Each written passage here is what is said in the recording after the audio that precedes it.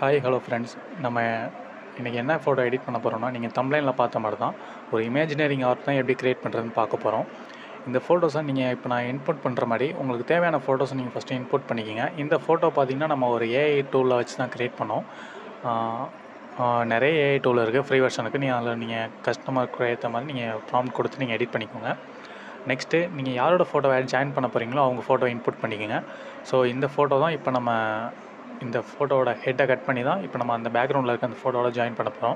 Customer கேட்ட photo பார்த்திங்கன்னா ஒரு அக்ரிகல்ச்சர் கார்டனில் உட்காந்துருக்க மாதிரி தான் கேட்டாங்க. ஸோ அவங்க கேட்ட மாதிரி இப்போ நம்ம ஏஐ டூலில் க்ரியேட் பண்ணியிருந்தோம். இப்போ அந்த ஃபோட்டோவில் நீங்கள் யார் ஃபோட்டோ ஆட் பண்ண போகிறீங்களோ அவங்க ஃபோட்டோட ஹெட்டை மட்டும் நீங்கள் இதில் மாதிரி நான் காமிக்கிற மாதிரி கட் பண்ணிக்கோங்க.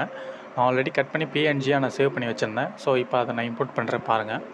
சேம் இந்த மாதிரி தான் ஹெட்டு மட்டும் நீங்கள் கட் பண்ணி வச்சுக்கோங்க. ஏன்னா நீங்கள் ஆல்ரெடி ஃபோட்டோஸ் வந்து நீங்கள் கஸ்டமருக்கு ஏற்ற மாதிரி நீங்கள் ஏஐயில் க்ரியேட் பண்ணி வச்சுருக்கீங்க. இப்போ என்னென்னா கஸ்டமரோட ஃபோட்டோவை ரியலாக அந்த ஃபோட்டோ மட்டும் கட் பண்ணி இதில் ஜாயின் பண்ண போகிறீங்க. அதுக்கேற்ற மாதிரி நீங்கள் ஃபோட்டோட ஹெட்டு மட்டும் நீங்கள் கட் பண்ணி ஜாயின் பண்ணுங்கள். கரெக்டாக அந்த ஃபோட்டோ ஜூம் பண்ணிவிட்டு அந்த ஆல்ரெடி இருந்த ஃபேஸோட இந்த ஃபேஸ் வந்து வச்சு நீங்கள் மேட்ச் பண்ணி பாருங்கள், ரெண்டும் ஒரே ஈக்குவலாக மார்க் பண்ணி இருக்கா அப்படின்ட்டு.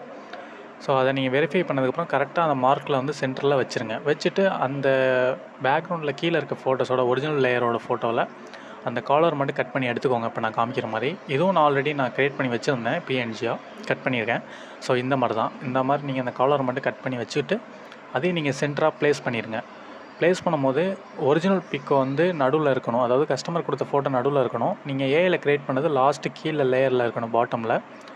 நீங்கள் க்ரியேட் பண்ண இந்த மேலே உள்ள இருக்க காலர் வந்து நீங்கள் மேலே டாப்பில் வைக்கணும். அப்போ தான் உங்களுக்கு ஃபோட்டோஸ் வந்து இந்த மாதிரி உங்களுக்கு அவுட்புட் வரும். இப்போ நம்ம ரெடி பண்ணிட்டோம், இதை பாருங்கள் எப்படி இருக்குது அவுட்புட்டுன்னு. இதே மாதிரி எடிட்டிங் பண்ணணுமா, என்னோடய நம்பருக்கு காண்டாக்ட் பண்ணுங்கள். நம்மளோட சேனலில் மறக்காமல் சப்ஸ்கிரைப் பண்ணிடுங்க. அப்போ தான் இதே மாதிரி நிறைய வீடியோஸ் உங்களுக்கு நான் கொடுக்கலாம்.